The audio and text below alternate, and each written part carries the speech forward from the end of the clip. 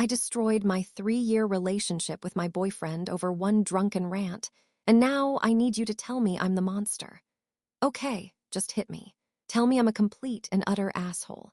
I know I screwed up, I know it on a cellular level, but I need to hear it from strangers because my own brain is just a looping track of static and regret right now.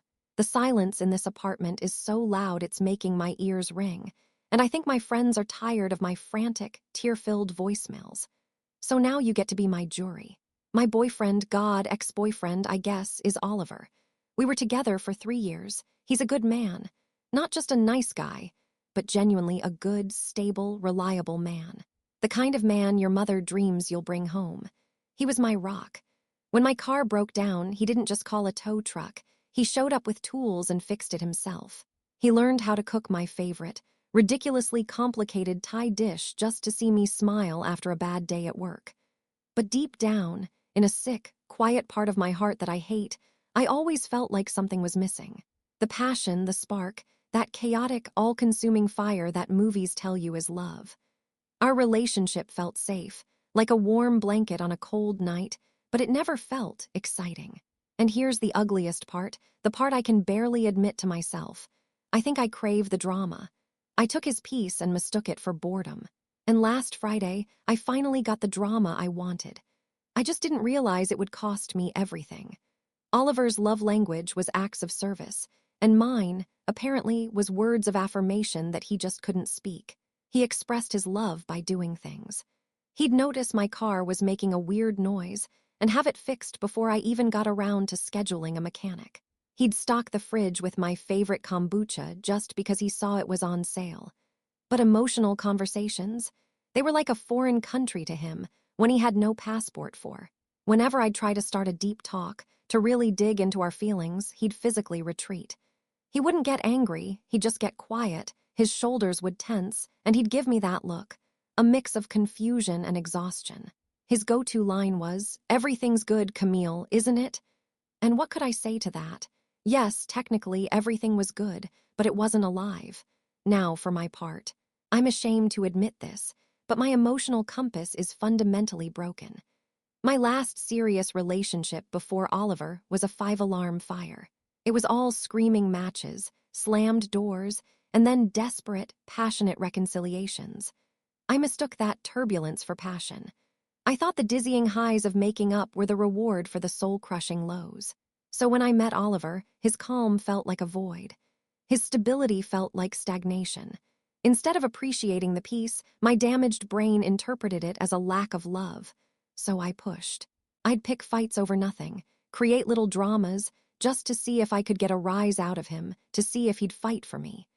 I was testing him, constantly, hoping to find a flicker of that familiar fire in his quiet soul. And here's the nail in my coffin, the piece of information that turns this from a sad story into a tragedy. His best friend, Ethan, they weren't just friends. They were brothers, had been since they were 5. Their loyalty to each other was absolute. I remember one night, months ago, we were watching some movie where a character gets betrayed by his closest friend. I barely remember the plot, but I remember Oliver turning to me during the credits and saying, quietly, I could forgive almost anything. Cheating, lying, whatever. But not that. Not from my inner circle. That's the one line you just don't cross. I nodded, not thinking much of it. It was just a line in a conversation. I didn't realize it was the key to his entire operating system, which brings us to last Friday, the beginning of the end. Oliver had a massive deadline at his firm. He's a financial analyst, and it was the end of the quarter. He'd been working insane hours for weeks and told me on Wednesday that he'd have to pull an all-nighter on Friday to get it done. He was genuinely apologetic about missing our friend Jessica's birthday party. He even arranged for a bottle of her favorite expensive champagne to be delivered to the bar. A classic Oliver move, thoughtful, practical, and done from a distance. I went to the party alone, already in a sour mood. I walked into a wall of noise and laughter, and it felt like a personal attack. I saw couples laughing, leaning into each other, sharing private jokes, and a bitter resentment started coiling in my stomach. I felt like a fraud, smiling and wishing Jessica a happy birthday while all I could think was, I'm here alone again. So I made a beeline for the bar and started a toxic relationship with a bottle of tequila. Each shot was a little punctuation mark on my self-pity. He's not here. Shot. He prioritizes work over me. Shot. I'm so lonely. Shot. Later in the evening, I saw Ethan. He was there with his girlfriend, but she left early. He came over to where I was propped up against the bar, a concerned look on his face.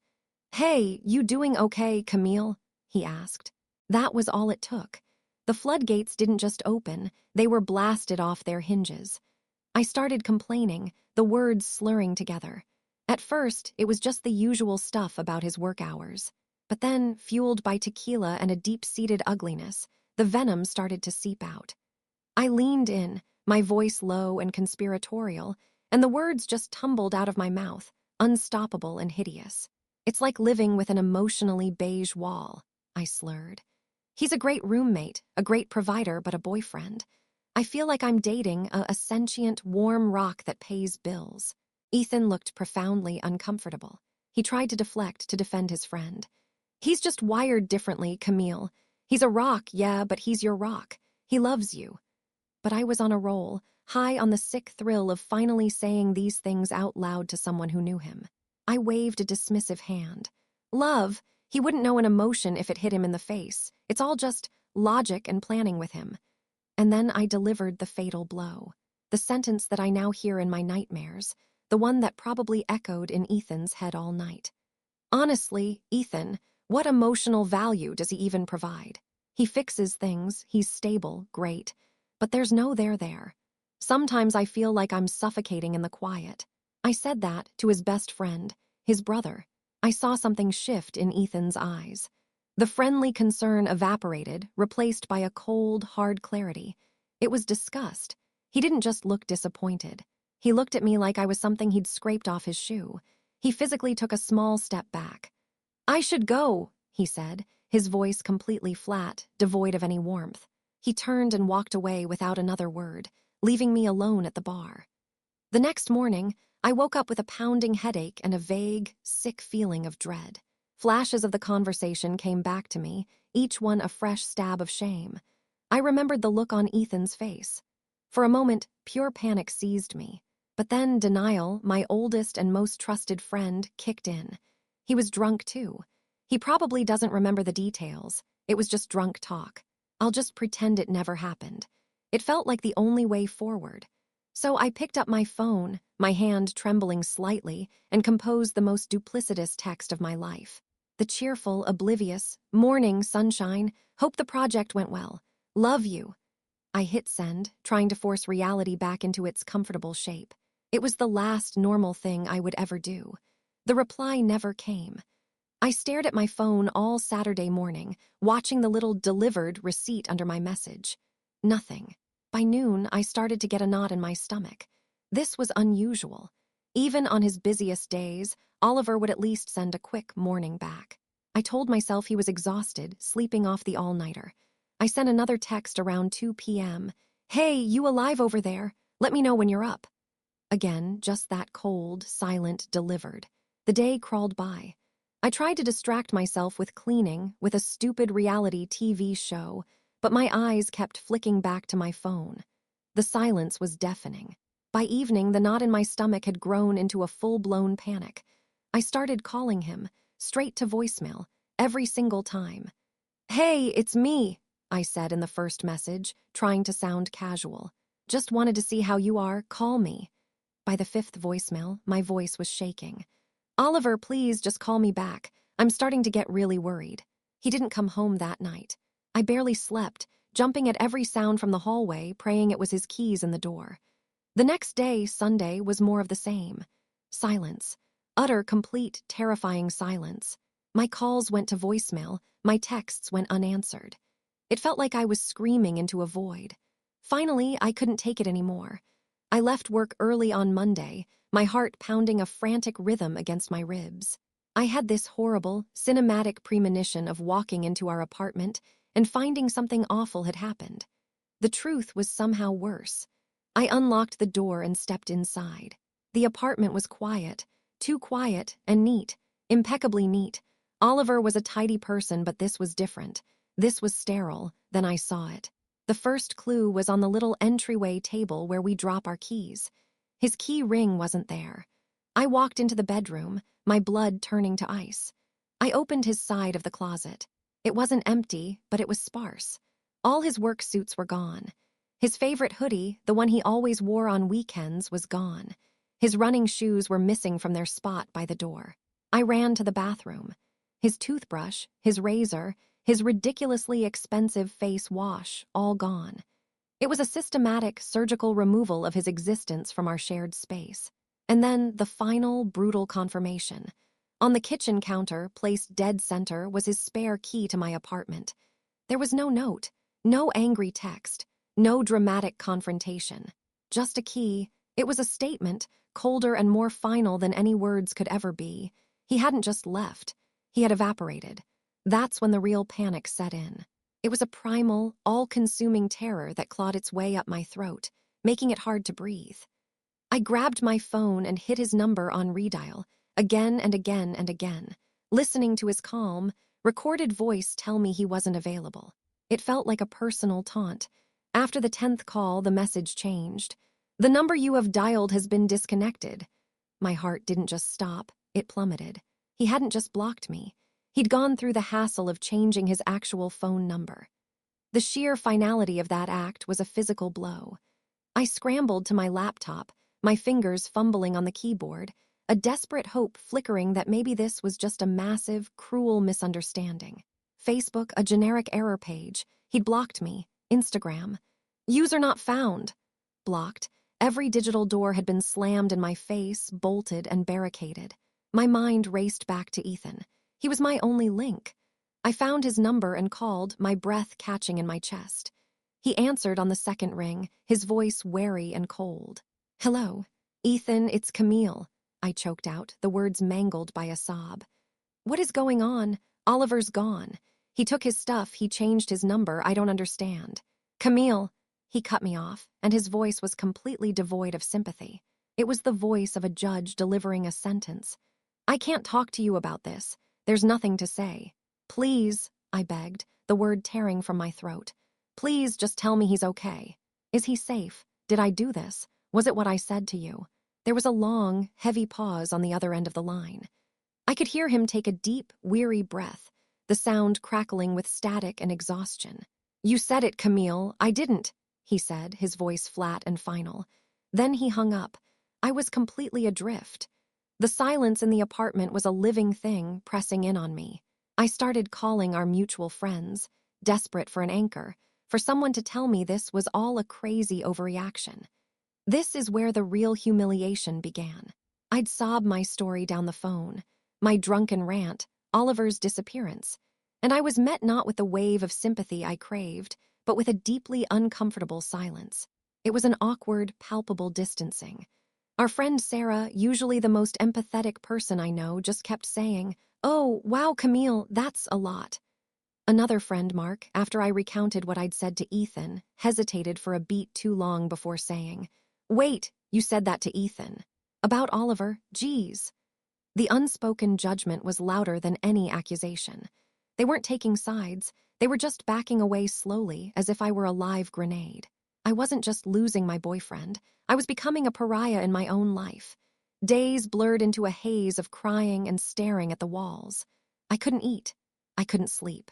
I decided I had to do something, anything, to feel some sense of control.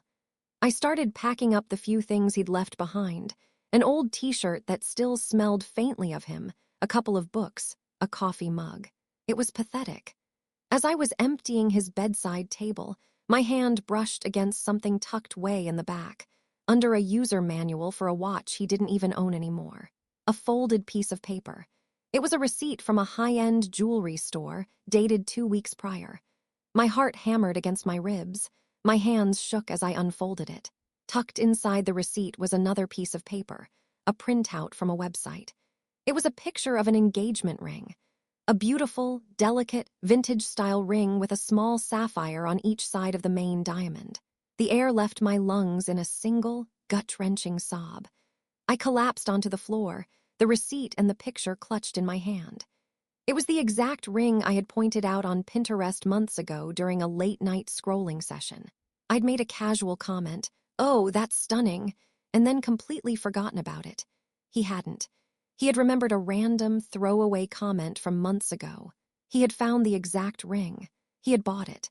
It all crashed down on me in a wave of nauseating clarity. His quietness wasn't a lack of feeling, it was a different language. A language of quiet observation, of remembering, of planning a future. While I was drunkenly complaining to his best friend about his lack of emotional value, he was literally putting a down payment on forever. The stability I had mocked, the reliability I had found so boring, was the foundation he was building for us. And I hadn't just taken a sledgehammer to it. I had detonated a bomb right in the center. For 2 full days, I did nothing but exist in a state of suspended agony, replaying that night, that conversation, that look on Ethan's face. The ring receipt sat on my coffee table, a testament to my monumental stupidity. Finally, I realized I couldn't live in this limbo. I had to try. I had to do something, anything, other than drown in my own regret. His work email. It was the only line of communication he hadn't, or couldn't, sever. It felt like a desperate, pathetic Hail Mary, but it was all I had. I spent hours writing it, deleting paragraphs, rewriting sentences, my tears blurring the words on the screen. It was the most honest, raw, and humiliating thing I have ever written. I didn't make excuses. I owned every ugly word I said. I told him about my previous toxic relationship, not as a justification, but as an explanation for why my emotional wiring was so screwed up. I told him I was broken, but that his love had been the only thing that felt like it was healing me, and I had been too stupid and scared to see it. I told him I found the receipt. I told him that seeing that picture of the ring had shattered me into a million pieces, because it proved that everything I had accused him of, everything I had felt was missing, was a complete lie I had told myself. I begged him, not necessarily to take me back, but just for a conversation. 5 minutes. A chance to apologize to his face, to see him one last time. I poured every ounce of my shame and desperation into that email, and with a trembling finger, I hit send. Then came the waiting. It was a new kind of torture. Every ping of my inbox made my heart leap into my throat, only to crash back down when it was just spam or a work memo. A week went by. 7 days of obsessive, compulsive email checking. I had started to lose hope, resigning myself to the fact that my desperate plea had been met with the same crushing silence that had defined his departure. Then, this morning, an email appeared. The subject line was simply, "From Oliver." My breath hitched. My hands were shaking so hard I could barely click it open. But the email wasn't from him. It was from Ethan. The message was short, cold, and brutally professional, like a memo from HR. "Camille, Oliver asked me to respond on his behalf. He confirms he received your email. He appreciates the apology and wishes you well in the future. He has asked that you do not contact him again through any channel. Please respect his decision. Ethan." That was it. Wishes you well in the future. The kind of empty platitude you offer a stranger. The final blow, the ultimate dismissal, wasn't even delivered by him. He had outsourced the end of our 3-year relationship to the very person I had betrayed him to. I stared at the words, "Please respect his decision," until they blurred. Respect his decision.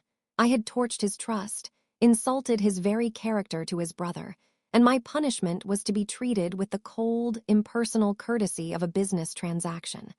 I am not just heartbroken. I am a ghost in a life that I built and then burned to the ground. And the worst part is, I know I deserve it.